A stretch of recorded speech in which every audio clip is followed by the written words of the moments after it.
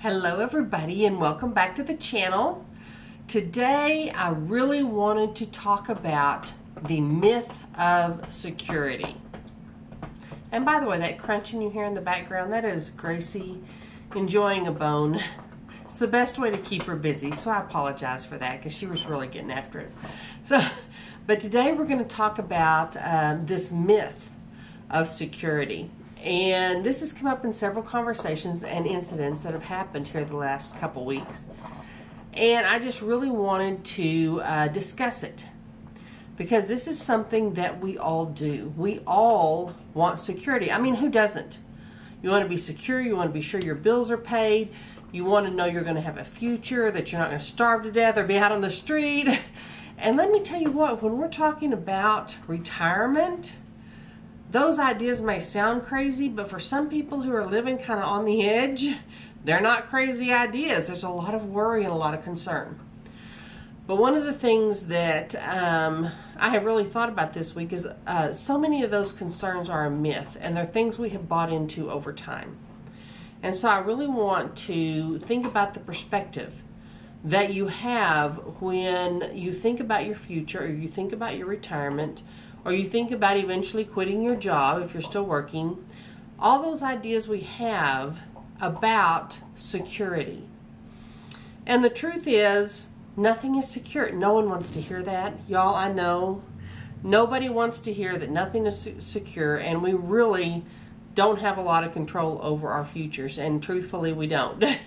We can plan for certain things, we can do our best, but life is life, and things happen.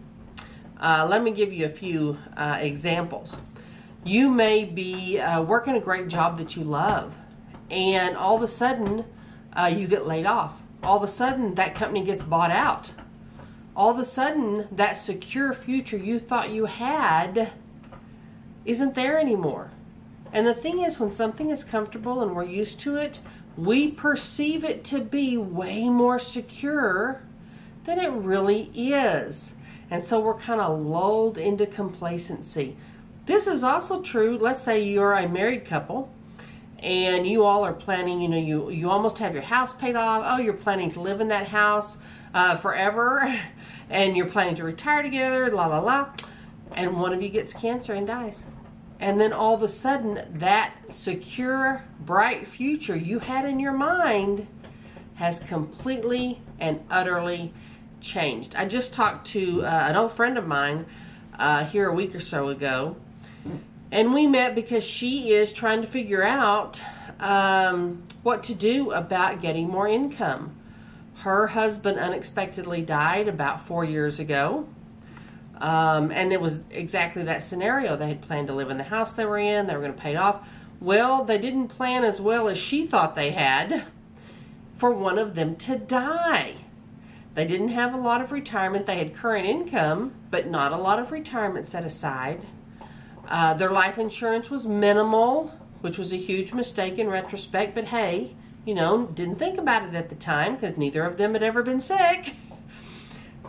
But it's those kinds of things that secure future can be gone in an instant. And she's now trying to work 2 jobs. She's trying to get more income in her late 60s. Because Social Security isn't enough. Those of you who've tried to live on Social Security and you've lost a spouse, you don't get their Social Security on top of yours. You get whichever one is largest. And that's not helpful when you're expecting to have both. She had to sell her home. She didn't get as much for it as she'd hoped. The expenses she had in paying off debt took most of that money. And now she's renting, but rents are escalating, and you all know this. I did a video a couple of years ago, actually, it's on this channel, of should you rent or should you buy in retirement. Well, the market's changed drastically just since I did that video. And now rents have escalated in a ridiculous fashion. And if you are hoping to get some sort of governmental help or benefits going that direction, the wait lists now are years long. The odds of you getting that before you die are pretty slim, which is really unfortunate. But that's how things are right now.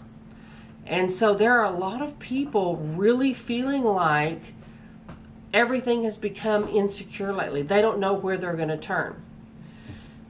But let's really think about that. The perception we have of what is or is not secure has to do with uncertainty. When we feel like we have a path, it's set out, it's laid out, man, we feel secure. Even though that secure life could be upended in a moment's notice. Just like if you have a spouse die, or if you get some sort of illness yourself. It could be upended immediately, and what you thought was secure isn't. Nothing really is secure. So how do you make sense of that? How do you move forward from that? And for me, and there's no question, I personally have a really high level of risk tolerance. I have reinvented myself numerous times over the years. I have moved to numerous locations over the years. I have no fear of that. I really don't. But a lot of people do. And their perception, that idea that what they have, even if it's bad, is better than what might happen just because of the uncertainty. So they stay put. They get paralyzed in that fear. And that fear overwhelms them. It's one of the things that's really interesting. And the older you get, the more likely it is that that fear will overwhelm you. As you age, you perceive that your options are fewer, that you have less to offer, that no one's going to be interested, that you won't get the help you need. All those perceptions really crop up as you age. And you start to believe that press that old people are useless, and they're not useless. Actually, a lot of us, I don't think, come into our own until we're in our 60s or near our 60s.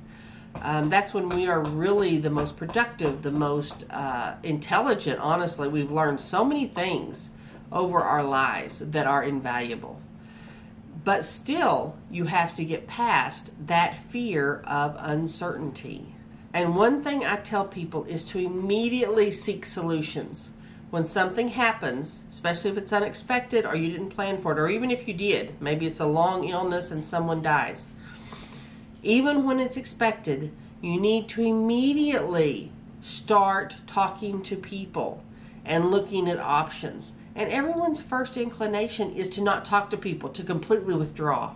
Like, oh my God, what am I going to do? Oh my God, what am I going to do? I can't tell people things are this bad. It's just awful. What am I going to do? And well, the first thing to do is to let go of that mindset. Other people, especially ones who have been through similar situations, they have tons of options for you. They have a lot to offer. Call your family, call your friends. Say, oh, this has happened, and what do you think? You know, what options do you see that I might not be seeing? You would be amazed at what they offer you and what they come up with, suggestions they have. That is the wonderful thing about family and friends, is when things are the worst, that's when you realize how valuable they are in your life. That is when you realize, just like George Bailey said, you know, you're one of the richest people on earth because you have friends or you have family that will support you and rally around you when you need it. But even if you're someone who does not have that, and some people don't, there are so many people that, especially these days, outlive their entire family. They outlive all their siblings. They outlive their kids. And they really are somewhat alone. It's very, very difficult. And that constant cultivation of friendships, of people you can count on, is always something I pay attention to. I don't have a large friend group. I really don't. There are very few people, I would say honestly, that I am friends with. And if they called, hey, I'm there. Or if they needed something, man, I'd be on the spot. And the same for me. They would do the same for me. There aren't very many people like that in my life. But there are some. And those friendships I treasure. You know, I brought this subject up. It's one of the many things my brother and I talked about when he was at the end stages of his life. And he died. He just turned 51 when he died. And one of the things he thought a lot about was how much time he wasted worrying about retirement. Worrying about, oh, you know, he's got another kid to put through college. How are they going to save for retirement? Well, he never made retirement. He never got to see his last kid go to college. Those things never came to pass. And his thought was, you know, I could have enjoyed the moment because that time passed anyway. There was nothing at the time that I could do to change things or make anything different. But I wasted time worrying. And I think all of us get into that habit. We sit around and we worry.